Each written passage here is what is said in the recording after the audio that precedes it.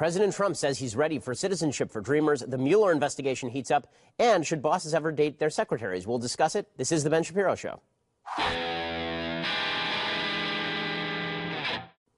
So it's wild confusion, mass hysteria, cats living with dogs, the end of the world as we know it. Apparently all of this about the Mueller investigation. I'm going to try and unpack everything that's going on here because I think you're hearing a lot of stuff that's not true from the right. You're hearing a lot of stuff that's not true from the left. Basically, both sides have preconceived notions of how this narrative is supposed to go, and they're shifting the facts in order to meet those narrative notions. We're going to get into all of that. First, I want to say thank you to our sponsors over at Tommy John. So right now, this very instant, I'm wearing my Tommy John underwear, and they are spectacular. Let me tell you, I am so comfortable. I will only buy Tommy John underwear from now on because that's how good they are. Unparalleled comfort. Innovative designs, patented fabrics. They ensure that your underwear will never ride up. You'll never get a wedgie. And listen, as somebody who's 2 years ahead in school, I know what a wedgie feels like. So let me tell you, it's not a great thing. You're never going to have that again once you use Tommy John underwear. Tommy John re-engineered underwear so you'll never have to adjust. There are no more distractions. Everything stays exactly where it's supposed to be at all times, which makes it convenient when you're in meetings because otherwise you look like some sort of perv. So make sure that you're using Tommy John underwear because they are awesome. Their line of comfortable clothing, by the way, also includes undershirts that stay tucked, socks that do not fall down, second skin tees so soft that you won't believe it, plus a choice of smart fabrics for every situation or outfit. And all Tommy John underwear is backed by their best pair you'll ever wear or its free guarantee, so you really don't have anything to lose. Hurry to TommyJohn.com right now, TommyJohn.com/Shapiro. When you use /Shapiro, you get 20% off your first order. That's 20% off your first order when you go to TommyJohn.com/Shapiro. Again, 20% off when you do that, TommyJohn.com/Shapiro. Also, use the /Shapiro so they know that we sent you. And make sure that that everything remains where it is supposed to be. It is, I'm telling you, these underwear are just fantastic. Okay, so before I begin with all of the negative news of the day, I just want to make a nice note, because I don't normally do this. I'm not big on the emotions. I'm not big on the niceties. Today is actually a really nice day. Number one, we get to broadcast from the beautiful studios here at the Blaze. So it's very kind of Glenn Beck and team to allow us to use their studio. So that's awesome. But also, I had an experience this morning. I was up very, very early after my UConn speech last night, which went great. It was really fun. There were 500 people showed up, packed house. We would have had another 500-600 people if they'd allowed in the general public, which they should have, and if they had not warned students that they required counseling, if I even showed up on campus. But the event was just great. And I woke up early this morning. I get on the plane. And during liftoff, you can't be on the internet. Well, not being on the internet for me is sort of like it must be for a crack cocaine addict who has no access. So I'm sitting there desperately trying to reload things on the phone. The phone won't connect to anything. And then I realized, hey, there's other stuff on my phone, too. And so I sat there and I listened to Bach, which I downloaded. And I watched videos of my kids on my iPhone on a plane taking off at 400 miles an hour, taking me from Connecticut to Dallas. And I just thought to myself, what a phenomenal world we live in. I mean, really, it's amazing. We tend to overlook all of this because we're used to it, because this is the civilization in which we live. We take for granted Western civilization. We take for granted the fact that we live in modernity, the fact that if you have a cold, you have the flu, you just run down to a store and get medicine. Or we take all this stuff for granted. This stuff is the painstaking labor of literally millions of people over hundreds of generations. That's what's brought us to this point. And that just, I think we should sit back and marvel a little bit at that this is the culture, the culture brought us here. Right? I know that there are atheists out there who say it has nothing to do with culture, it has nothing to do with Judeo-Christian values, it has nothing to do with old-fashioned Greek reason and purpose-driven telos. That's nonsense, okay? It's all part of a whole. The reason that you're able to sit on a plane and listen to Bach, right, the music of Bach, a religious man, on your iPhone hundreds of years after Bach died, the reason that you're able to sit on a plane that takes you across the country in 2 hours, 3 hours, in a journey that used to take you weeks. This is all because of free market capitalism. It's all because of innovation. It's all because there were people who felt driven to change the world because, yes, there was a religion that was dictating that it was important for them to change the world and make it better for other people. So all of this is worth appreciating. So that was all the light stuff. Now we get to all the crappy stuff. So here we go. Let's just jump right into the Mueller investigation and what's going on with the FBI. So I want to start off by talking about where the right wing's head is at. Because yesterday I talked a little bit about some people on the right who are suggesting that the FBI is thoroughly corrupt. The FBI has been thoroughly corrupt for years. There was even an implication by a man I greatly admire, Rush Limbaugh, that I thought was completely wrong, that the intelligence community somehow bamboozled George W. Bush on the Iraq War because I guess we're just anti-FBI now. Again, I thought that that was silly. I think that the conspiracy theories, however, are coming from a certain place. The place they are coming from is the place where we now know that the FBI was basically complicit with the Obama DOJ in making sure that Hillary Clinton was never prosecuted. Andy McCarthy, who's a pretty level-headed fellow, former federal prosecutor, assistant U.S. attorney. He writes for National Review, and he has a column over at National Review that is really devastating with regard to the FBI and the DOJ and their collusion to prevent Hillary Clinton from being prosecuted. And so here is the timeline that Andy McCarthy lays forth, because it's pretty astonishing. Now, the reason the Obama administration protected Hillary Clinton is because if it turned out that Hillary Clinton was prosecuted for putting a bunch of emails, classified emails, on a public server, on a server that was available to, it was a private server, but it was available to be hacked. The reason that this was troublesome to the Obama administration is, of course, Obama had been emailing with Hillary on this private server, and he knew that she was not using a government email address. So he was implicated in all of this. So here's the timeline as laid out by Andy McCarthy, and it's pretty damning. Okay, 2 days after the New York Times broke the scandal about Hillary Clinton in March 2015, John Podesta, who was then an advisor to the president and head of Hillary's campaign, emailed Clinton confidant and top State Department aide Cheryl Mills to tell her that the email exchanges between Obama and Clinton should never be disclosed, but instead held because of executive privilege, because they didn't want anybody to know that Obama had known that Hillary was using a private email server. 3 days after that, Obama went on national TV and he lied openly, saying that he'd only learned about Hillary's use of private email, quote, the same time everybody else learned it through news reports. That was not true. But this set off a series of panic-based reactions among Clinton and his aides, among Clinton and Obama's aides. Clinton campaign secretary Josh Sherwin emailed former White House Director of Communications Jen Palmieri, and he wrote, Jen, you probably have more on this, but it looks like the POTUS said he just found out HRC was using her personal email when he saw it on the news. And then Cheryl Mills emailed John Podesta saying, quote, we need to clean this up. He has emails from her. They do not say state.gov. So what did Obama do? Well, he had his email communications with Hillary Clinton sealed. So he used the dubious presidential records privilege, according to McCarthy. The White House insisted that it had nothing to do with the content of the emails. It was just to vindicate the principle of confidentiality, right? They just wanted to keep things confidential for no reason. Right, for no reason, but it's important to keep things confidential. That, of course, was nonsense. They're trying to protect Obama from the implication that he knew that Hillary was misusing classified information. Right? And then, of course, eventually the FBI let Hillary Clinton off, that Clinton had not intended to harm national security. In August 2017, a letter to FBI Director Christopher Wray from Senator Chuck Grassley and Senator Lindsey Graham said, quote, according to unredacted portions of the transcripts, it appears that in April or early May of 2016, Mr. Comey had already decided he would issue a statement exonerating Secretary Clinton. This was long before the FBI agents finished their work. Mr. Comey even circulated an early draft statement to select members of senior FBI leadership. The outcome of an investigation should not be prejudged while FBI agents are still hard at work trying to gather the facts. And then, of course, a few weeks after all of that went down, Bill Clinton met with Loretta Lynch on a tarmac in Phoenix, Arizona for a private meeting. McCarthy writes, quote, on July 1st, amid intense public criticism of her meeting with Bill Clinton, Attorney General Lynch piously announced she would accept whatever recommendations the FBI director and career prosecutors made about charging Clinton. But, of course, she already knew at this time that the FBI was going to let all of this go. Right? Lisa Page, who is the paramour working at the FBI of Peter Strzok, also at the FBI and working on the Hillary investigation, texted Strzok, quote, this is a purposeful leak following the airplane snafu, since Lynch already knows that no charges will be brought. Okay, finally, on July 5th, Comey held the press conference that started with him saying, quote, I have not coordinated or reviewed this statement in any way with the Department of Justice or any other part of the government. They do not know what I am about to say. That line from Comey was added after Lynch and Clinton met on the tarmac, and Strzok acknowledged this in a text to Page on July 1st. Lynch, timing not great, but whatever. Wonder if that's why the coordination language added.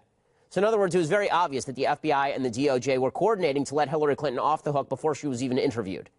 Okay, all of this is devastating to the credibility of the FBI. So when you wonder why it seems that there are so many people on the right who are out over their skis with regard to the FBI's investigation into President Trump and Trump-Russia collusion, the answer is their credibility has already been called into serious question because Obama already politicized the FBI.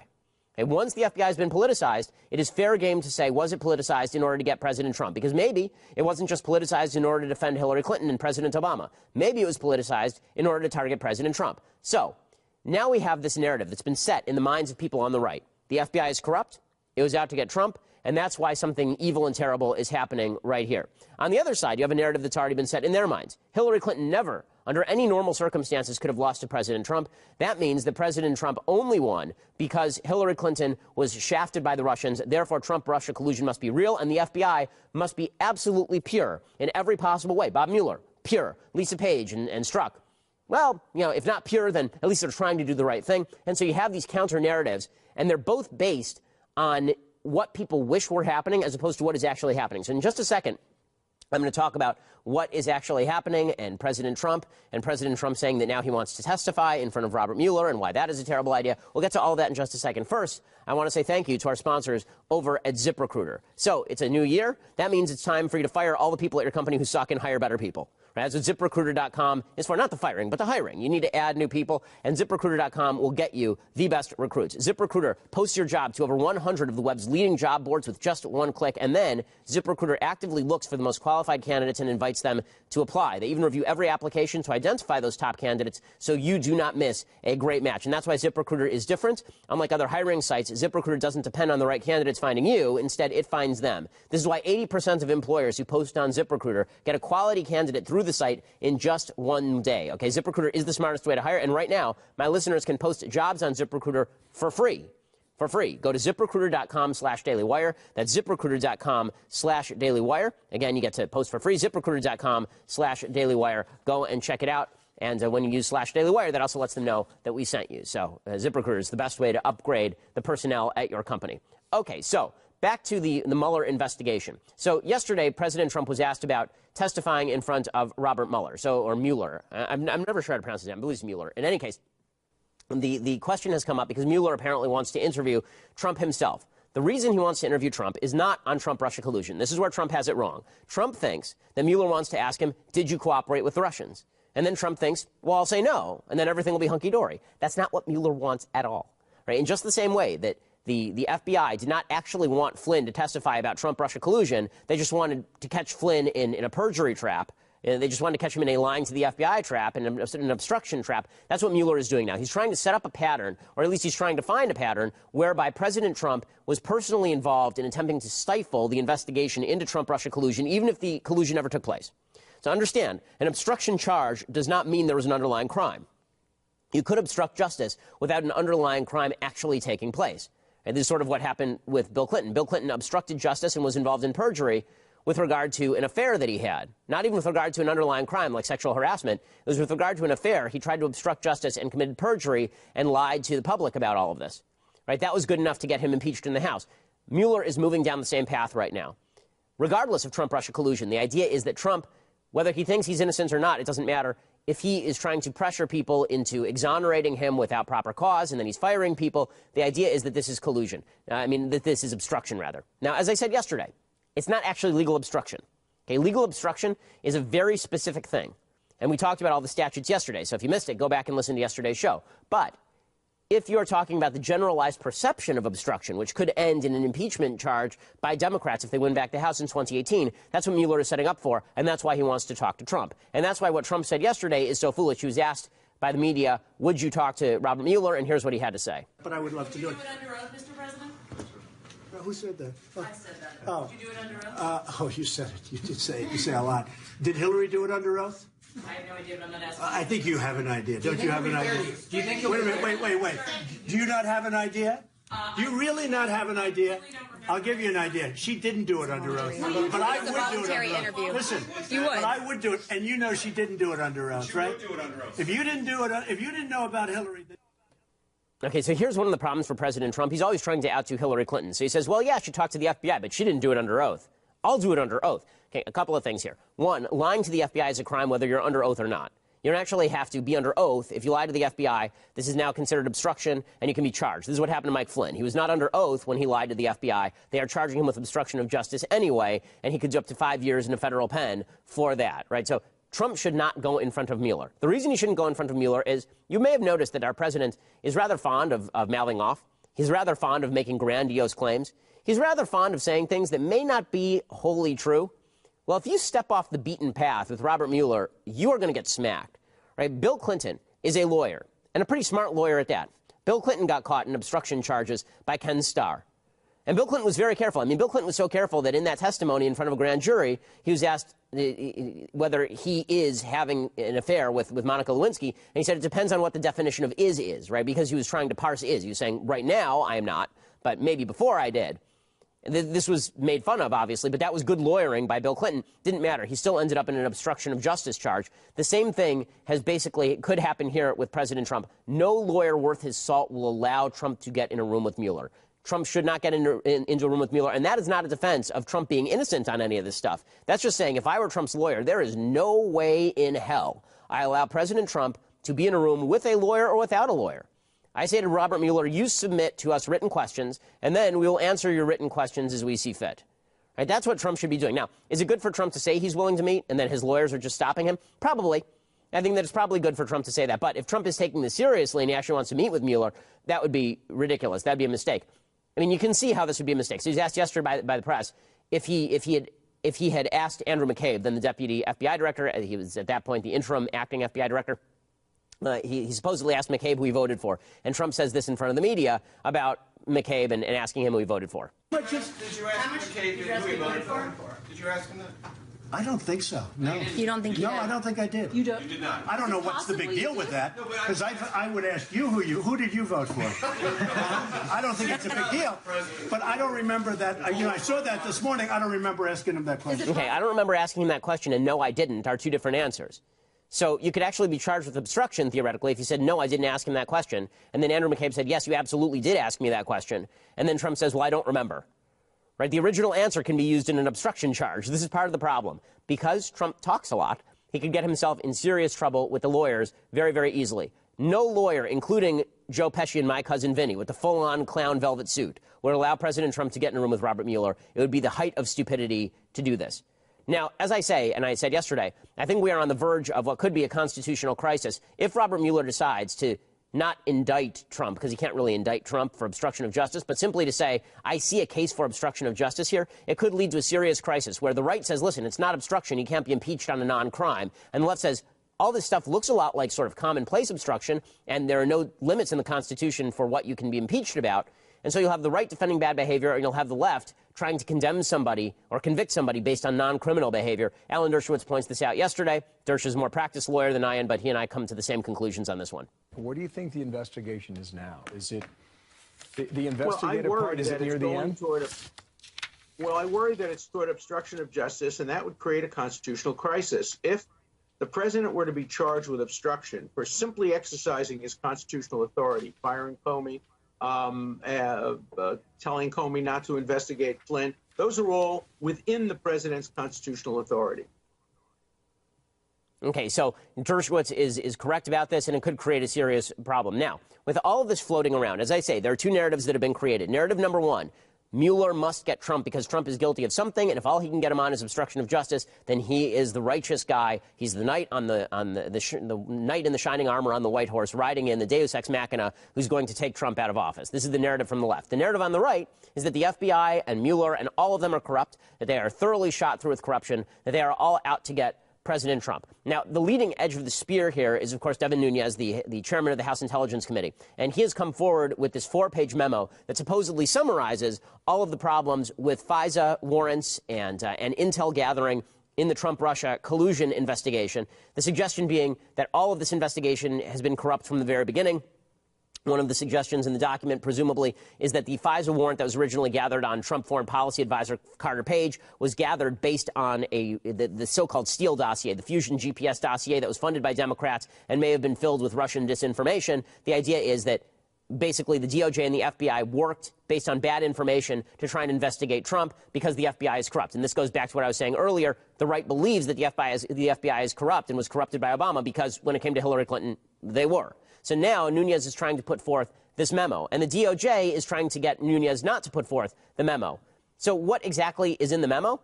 Well, we don't know yet until it's made public, but there's a problem. Okay, the memo itself is a secondary concern. It's written by a Republican. The real question is, what is the underlying material undergirding the memo? What is the classified material on which the memo is based? And the DOJ is saying, and this is the stunning thing, the DOJ's Stephen Boyd sent a letter to Devin Nunes, and that letter says in it that Devin Nunes has not even seen the classified documents to which he is referring in the memo. So in other words, he's creating unverified conclusions and then putting them out there for public consumption. Here's what the DOJ is saying, quote, the committee's memorandum contains highly classified material provided by the department to the committee in a secure facility. We believe it would be extraordinarily reckless for the committee to disclose such information publicly without giving the department and the FBI the opportunity to review the memorandum and to advise the HPSCI of the risk of harm to national security. And this is the sentence that matters. Indeed, we do not understand why the committee would possibly seek to disclose classified and law enforcement sensitive information without first consulting the relevant members of the intelligence community. Seeking committee approval of public release would require that HPSCI committee members to vote on a staff-drafted memorandum that purports to be based on classified source materials that neither you nor most of them have ever seen.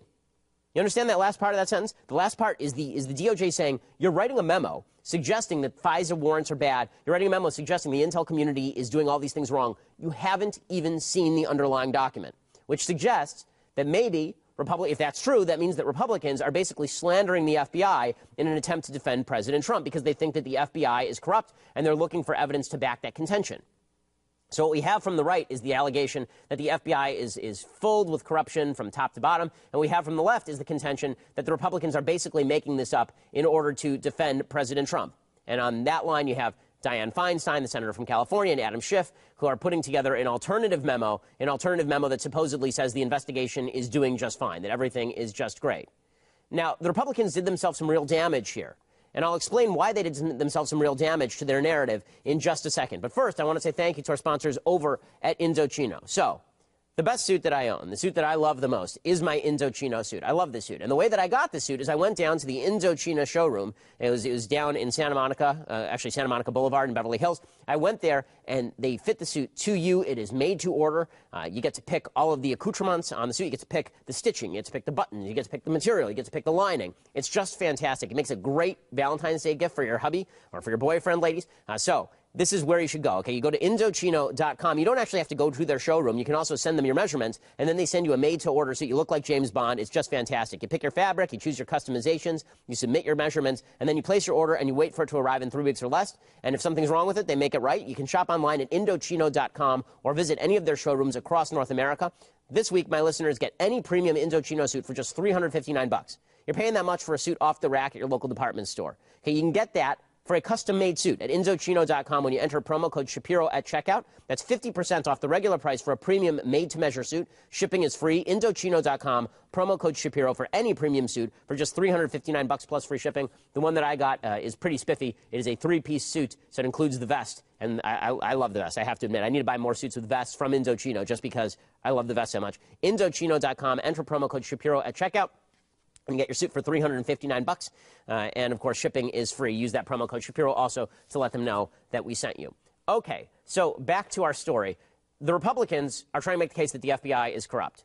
And one of the ways they're making the case that the FBI is corrupt is they are saying the FBI deleted a bunch of text messages between Peter Strzok, this guy who's involved in exonerating Hillary Clinton, and Lisa Page, his paramour. Both Page and Strzok were married at the time, so these are just classy people all the way through. In any case, they were sending texts to each other, thousands of text messages to each other, something like 50,000 text messages they sent to each other over the course of the last year, which is just insane, by the way. I'm not sure I've ever sent 50,000 text messages to anyone in my entire life. So these people were addicted to text messages, and then, of course, it turns out that a lot of the text messages went missing. And that batch of text messages that went missing included, apparently, some text messages from Strzok to Page and Page to Strzok that were deleted between December 2016 and May of 2017, which is a very crucial period in the life of the Trump-Russia probe and investigation. It involves the firing of Mike Flynn and the firing of James Comey and the investigation of Mike Flynn, right? That's a crucial period where you'd really want those text messages. So people on the right immediately jump to, this is some sort of evil conspiracy. Why are only those text messages missing? Well, it turns out there was a major glitch that affected virtually all FBI phones. So the original reports that it was a glitch that affected just these specific emails was not really true. In any case, they should be able to recover those. They're working on recovering those now. So before we jump to conspiracy inside the FBI to get rid of all the crucial text messages, we should wait to see if they can recover them. Then there's one thing that I can't believe Republicans did this because it's intensely stupid. And what this was is that Republicans decided that they were going to make a big deal out of the secret society text. So what was the secret society text? We talked about it a little bit yesterday. This was the allegation by Ron Johnson, senator from Wisconsin, that there was a text message from Strzok to Page or Page to Strzok talking about a secret society within the FBI, a secret society within the FBI that was going to take down Trump.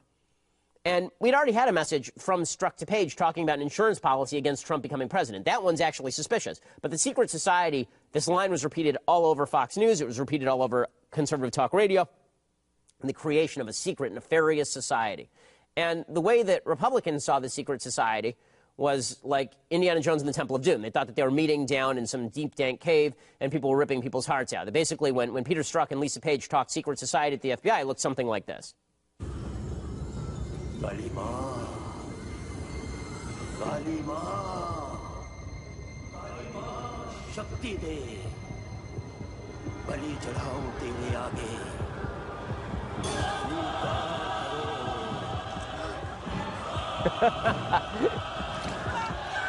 Oh, no! Ah! And that's what was happening at the secret society, right? Was Kalima was happening at the secret society. Now, what it turns out is that the secret society really wasn't that. It looked a little bit more like this in reality.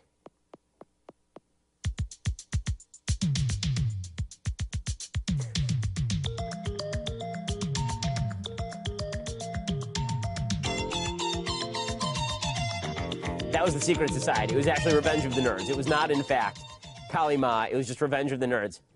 Also, that guy can't play violin. That is a very poor imitation of someone playing violin. In any case, it turns out the secret society texts were a bunch of nothing. And Republicans made themselves look really foolish here. Trey Gowdy, who's a very good congressman, Republican from South Carolina, here's what he had to say about the secret society texts yesterday. It's right after they're lamenting the fact that Trump won North Carolina and that he won Florida, and they're really disappointed in the way the election turned out. And then about an inch down from that is a conversation about perhaps this should be the first meeting of the secret society. And then about 2 texts down, they say, let's talk about it with Andy. I don't know if that's Andy McCabe, and I'm not going to allege that it is. But it's eerily similar to what they said about the insurance policy. You kind of are. You're throwing it out into the ether. Okay, so it's all about the secret society. The secret society is something that we really have to be worried about. Ooh, the secret society. Well, unfortunately, we now have the actual text of the secret society text. Okay, here's what it says. Are you even going to give out your calendars? Page wrote to Strzok in a text obtained by ABC. Seems kind of depressing. Maybe it should just be the first meeting of the secret society. Okay, it's a joke, folks. Okay, I text with my friends all the time, and we talk about meeting of the protocols of the elders of Zion at our local synagogue, making fun of the idea. Okay, the secret society is not an actual secret society. They're not getting together to defeat President Trump. Now, that doesn't mean that there wasn't nefarious activity inside the FBI. But when you go out on a limb by using the phrase secret society over and over and over, and it turns out that it was likely a joke, you just make yourself look stupid. You just make yourself look bad. Speaking of looking bad, Representative Matt Gaetz is an American attorney and politician who's been the U.S. representative for Florida's 1st congressional district since 2017, according to Dr. Wikipedia. And he was on with Chris Cuomo last night on CNN trying to make the case that there's corruption in the FBI. Guys, if you're going to make the case that there's corruption in the FBI, please do a better job than this. This is clip 14, because when you're making Chris Cuomo look good, you're doing something deeply wrong. Here it is. You say that this is the biggest coincidence since the Immaculate Conception. What are you talking about? The Immaculate Conception is not how Jesus was born. It was the conception. That's the nature of the Immaculate Conception. It was Mary's conception. It was the mother's conception without original sin. It was not the conception of Jesus. Facts matter, Congressman. If you're going to make an analogy, at least know what you're talking about, because you got to have a basis for these things. You only know what you show. You got to release that memo. It's got to have the facts, and you better figure out what this secret society is before you say that there's a shadow organization within the FBI. Chris Cuomo may be thick as a block of wood, but at least he knows his Catholic catechism from Sunday school. The bottom line is this. If you're going to make serious allegations, then you should be able to support them or wait for the evidence to come out. So here's my suggestion on all of this. Let's just wait for all the evidence to come out. Is that so tough? Could we do that? How about just, wait for some evidence? I know we want to jump to conclusions, and we want to determine that the FBI was out to get Trump, or we want to determine that the FBI is completely clean and the Republicans are out to slander the FBI. Don't worry. We're going to find out what the story is. Either there's going to be something here or there's not going to be something here. Either it's going to turn out that there was, in fact, a FISA application put on based on bad sources, or it's not.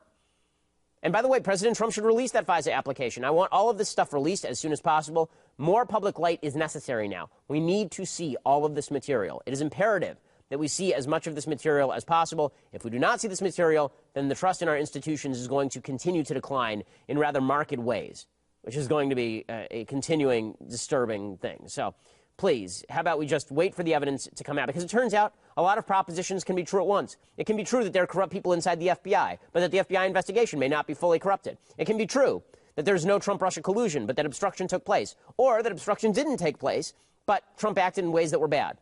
It can be true that Hillary Clinton was exonerated by the FBI in corrupt fashion, but that the investigation into Trump is still legitimate. Or it could be true vice versa. We don't know.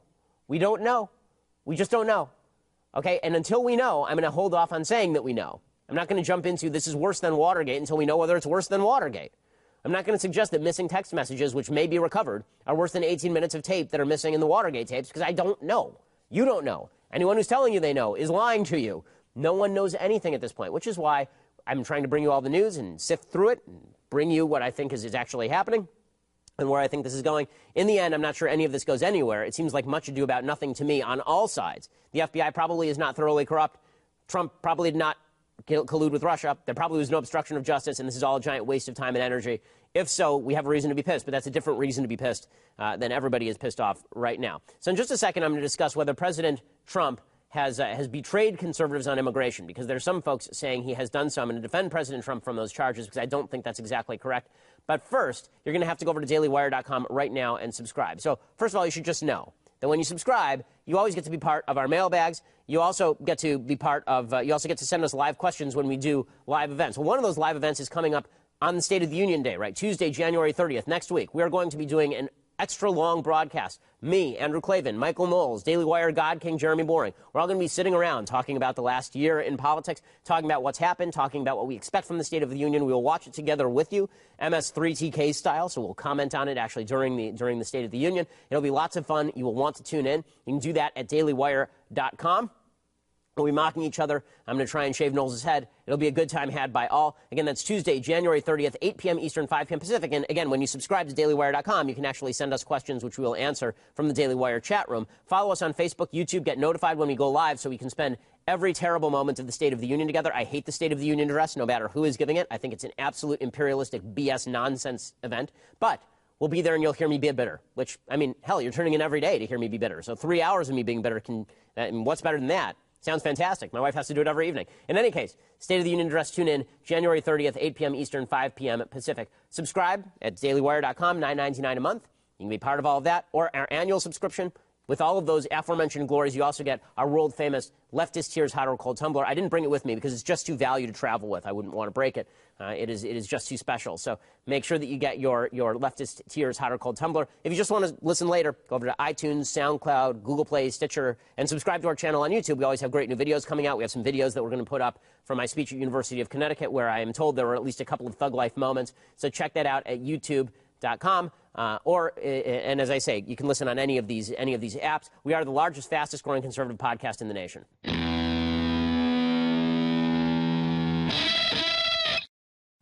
Alrighty, so another big news. There are a lot of people who are very hot and bothered about President Trump's statements on immigration. So let's talk about what President Trump had to say about immigration. I'm going to play you the clip of Trump talking to the press about an immigration deal that he thinks he's going to make with Democrats.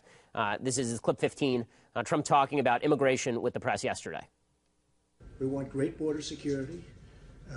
We want to do a great job with DACA. I think it's our issue. I think it's a better issue for the Republicans and for the Democrats. Do you want citizenship for Dreamers? We're going to morph into it. It's going to happen at some point in the future.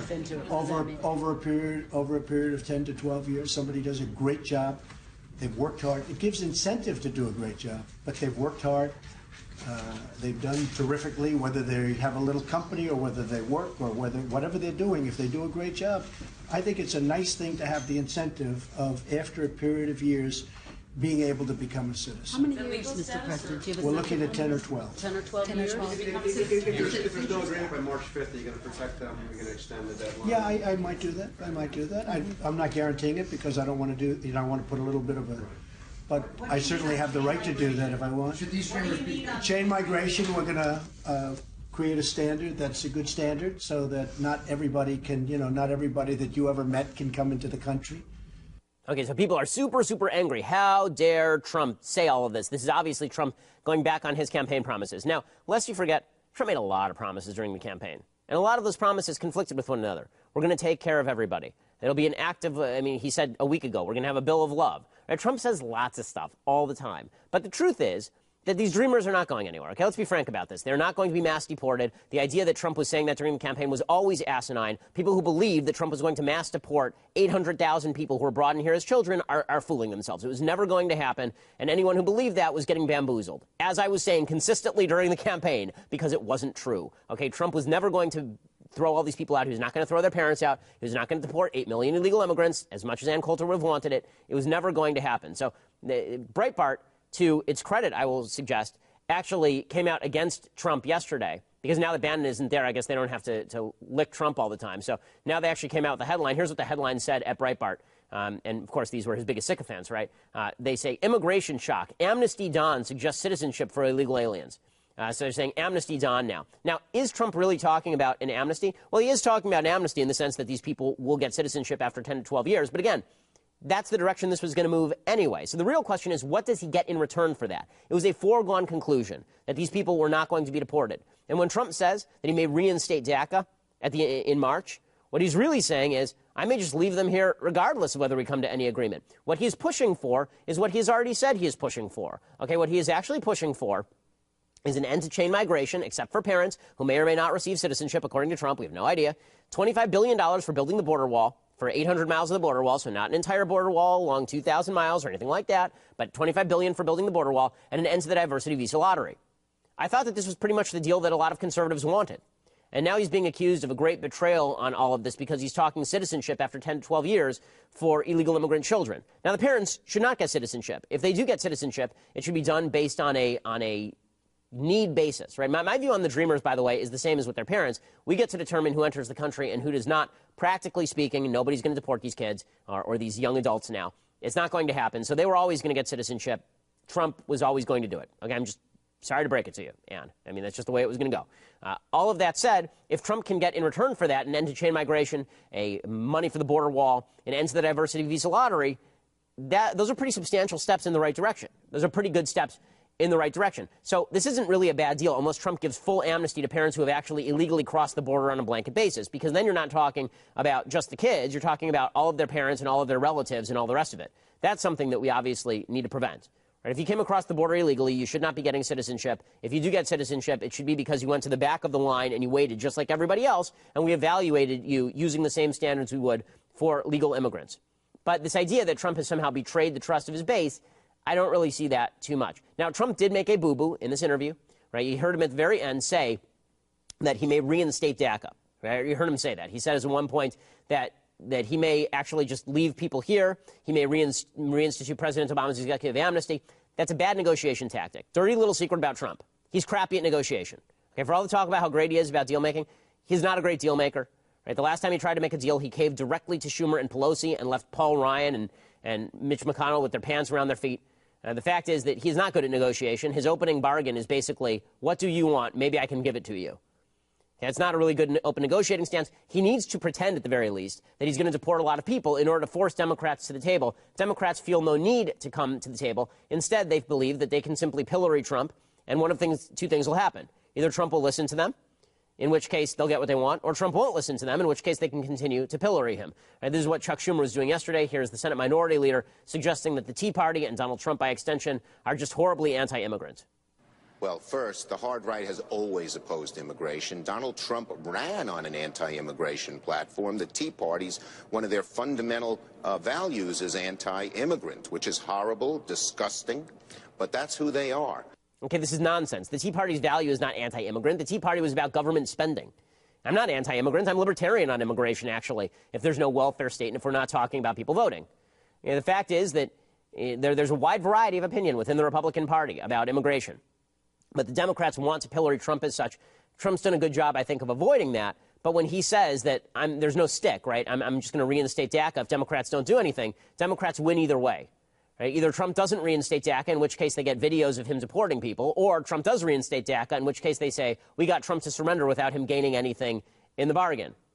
Now, that said, it is pretty obvious Democrats don't want to solve the problem, and Dreamers are beginning to wake up to this. A lot of illegal immigrant children are beginning to wake up to the fact that Democrats aren't actually interested in helping them here. They just want to posture on it. Here's an angry Dreamer to Democrats saying, listen, we've been waiting for 17 years. Why are you making us wait longer than this? When there's a Republican president, a Republican Senate, a Republican House that are quite recalcitrant against Dreamers. You're not going to get it all at once.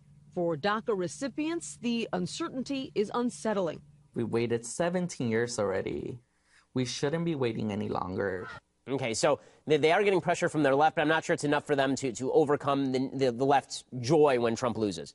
This is the nice thing about being on the left. If you can do something that hurts Trump, then your base will forgive you for doing something that also hurts them. And this is a sad truth of politics. Hurting your enemy is sometimes more important than pleasing your base with policies they actually like. If we all worried about pleasing our base with policies that we actually like, we might actually get somewhere. But politics is, unfortunately, a binary system. If Chuck Schumer can slap Trump across the head, enough of his base will be happy for that. They'll ignore the fact that the Dreamers will still end up in limbo. Okay, one other quick note that I want to make. So Caitlin Collins, the commentator on CNN, and Jake Tapper played an element from his show The Lead, in which Caitlin Collins suggests that men at work should never be dating women at work. What I've said all along is that the left has no consistent standard as to what is appropriate in male-female relationships, and so now they're trying to backtrack and create this rather repressive and Victorian new standard as to how dating is supposed to go. Here's Caitlin Collins doing that yesterday and being cheered for her trouble. Why releasing this letter clears things up? It doesn't. It actually makes them worse. It makes him look even more embarrassing and creepy and whatever. And let this just be a message to all of the grown men out there that the younger women who work for you do not want to date you. They do not want to be your soulmate. They do not want to go to ice cream with you. They do not want to be your partner. And when they start dating someone else, you cannot get angry with them for that and try to pay them money to cover it up. That is just a lesson. I should not have to say that to people. I'm a 25-year-old woman. I shouldn't have to say that to anyone, that when a woman goes to work, they don't want to date their boss. Okay, so let me be clear about this. This is true for the vast majority of women who go to work. It is not nearly true for all women who go to work. Okay, the idea that women don't date their bosses at work is belied by most of human history. Okay, if it were not for bosses marrying their secretaries in the 1950s, an entire generation of people would not exist. Okay, how many people in this audience have met their wives at work? How many men were in a position of superiority in terms of the hierarchy at a company over the people that they eventually married? A lot. Okay, just because a hierarchy exists doesn't mean that the woman is being forced to date the guy. What we want to avoid is the man using pressure to date a woman. But the idea that every woman may never be asked out on a date by her boss, that, of course, is asinine. And to this effect, I will bring to your attention one Jimmy A. Kimmel. I don't actually know his middle initial. I will bring to your attention one Jimmy Kimmel. Okay, Jimmy Kimmel is currently married to a woman named Molly McNerney. Okay, Jimmy Kimmel was her boss. She started on his show 10 years ago as a writer's assistant and rose through the ranks, and Jimmy eventually started dating her, right? Eventually they started dating, and then they got married, and now they have a kid together. Right? She says, when I first met him, he insulted me. The executive producer brought me into his office and said, "This is Molly, she's my new assistant." Jimmy barely looked up from his desk until my EP said she competes in triathlons. And then Jimmy looked up at me and said, "That is really stupid. What a waste of time." That was probably the first and only thing he said to me the entire first year of working there. And then Glamour magazine asks Jimmy Kimmel's wife, "Did you have any inclination early on this was a guy you'd eventually marry?" And Molly says, "Jimmy gets a little insulted when I say this, but I never once thought of him that way or looked at him in that way. I really didn't. I'd worked for him so long, and I was in a relationship, and he was in a relationship, so it never occurred to me." And that's Workplace 101. You don't date your boss. Except for how she married him. And it says, "When did things turn romantic?" 4 years ago. All the writers would socialize after the show, and we'd just hang out more and more. We really liked each other as friends, and then it kind of turned. He cooked for me, and that was it. It sealed the deal. And she says, at one of our writers' meetings, because Jimmy is always thinking about food, he asked us what our 5 favorite foods were. I listed mine, which were pizza, gnocchi pasta, a BLT, crab claws, and a cheeseburger. Shortly after, he had invited me to his house, and I was very nervous. I mean, this is my boss. I was thinking, I got to be careful here. He opens the door, and the whole house smelled delicious. I walked in, and there was a pizza, a BLT, crab claws, cheeseburger, and gnocchi. He had made them all from scratch. I couldn't believe it, and I realized how incredibly thoughtful and generous he really was. So, let me say something here. Hey, if Jimmy Kimmel had invited this woman over, and she had not been into it, and had not wanted to marry him, the entire Me Too movement would be claiming that Jimmy Kimmel was responsible for sexual harassment and abuse of power. She went there and married him, so now this is a great romantic story that gets retold in Glamour magazine. My suggestion here is that there is no rational standard that is being held to. It is not the end of the world if a boss invites a subordinate to a date. It is the end of the world if the boss offers consequences for the subordinate not taking him up on the date. Right, it is exploitation if it's exploitation, but it is not inherently exploitation for a boss to be asking a woman on a date, and it just demonstrates that when you have a lack of moral foundation, you end up creating this bizarre set of rules that is more Victorian than I am. Okay, it's nearly impossible to be more Victorian than I am on sex, yet somehow the left has accomplished this magnificent feat. So that is where we are now. Well, tomorrow, I'll have a lot more to talk about. Burger King has now joined the left-wing resistance and is actually putting out ads against net neutrality. We'll talk about that tomorrow. Plus, I have some thoughts on the Larry Nassar trial, but we will have to get to that tomorrow, so stick around for that. I'm Ben Shapiro. This is The Ben Shapiro Show. The Ben Shapiro Show is produced by Mathis Glover, executive producer Jeremy Boring, senior producer Jonathan Hay. Our technical producer is Austin Stevens, edited by Alex Zingaro. Audio is mixed by Mike Coromina. Hair and makeup is by Jesua Alvera. The Ben Shapiro Show is a Daily Wire Forward Publishing production. Copyright Forward Publishing 2018. Republican House that are quite recalcitrant against Dreamers. You're not going to get it all at once.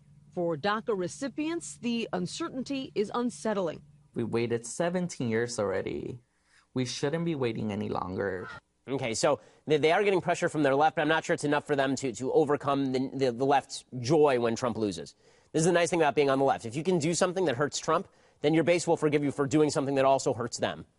And this is a sad truth of politics. Hurting your enemy is sometimes more important than pleasing your base with policies they actually like. If we all worried about pleasing our base with policies that we actually like, we might actually get somewhere. But politics is, unfortunately, a binary system. If Chuck Schumer can slap Trump across the head, enough of his base will be happy for that. They'll ignore the fact that the Dreamers will still end up in limbo. Okay, one other quick note that I want to make. So Caitlin Collins is a commentator on CNN, and Jake Tapper played an element from his show The Lead, in which Caitlin Collins suggests that men at work should never be dating women at work. What I've said all along is that the left has no consistent standard as to what is appropriate in male-female relationships, and so now they're trying to backtrack and create this rather repressive and Victorian new standard as to how dating is supposed to go. Here's Caitlin Collins doing that yesterday and being cheered for her trouble. Why releasing this letter clears things up? It doesn't. It actually makes them worse. It makes them look even more embarrassing and creepy and whatever. And let this just be a message to all of the grown men out there that the younger women who work for you do not want to date you. They do not want to be your soulmate. They do not want to go to ice cream with you. They do not want to be your partner. And when they start dating someone else, you cannot get angry with them for that and try to pay them money to cover it up. That is just a lesson. I should not have to say that to people. I'm a 25-year-old woman.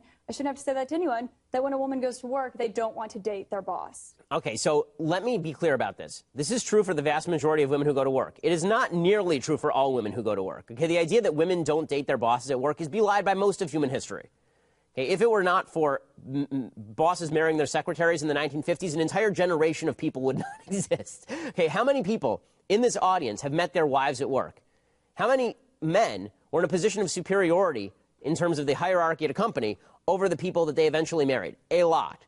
Okay, just because a hierarchy exists doesn't mean that the woman is being forced to date the guy. What we want to avoid is the man using pressure to date a woman. But the idea that every woman may never be asked out on a date by her boss, that, of course, is asinine. And to this effect, I will bring to your attention one Jimmy A. Kimmel. I don't actually know his middle initial. I will bring to your attention one Jimmy Kimmel. Okay, Jimmy Kimmel is currently married to a woman named Molly McNerney. Okay, Jimmy Kimmel was her boss. She started on his show 10 years ago as a writer's assistant and rose through the ranks, and Jimmy eventually started dating her, right? Eventually they started dating, and then they got married, and now they have a kid together.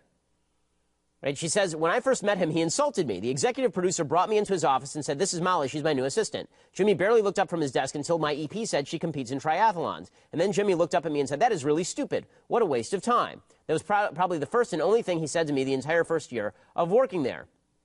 And then Glamour magazine asks Jimmy Kimmel's wife, "Did you have any inclination early on this was a guy you'd eventually marry?"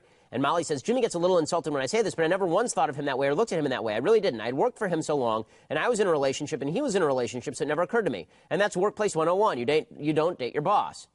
Except for how she married him. And it says, "When did things turn romantic?" 4 years ago. All the writers would socialize after the show, and we'd just hang out more and more. We really liked each other as friends, and then it kind of turned. He cooked for me, and that was it. It sealed the deal.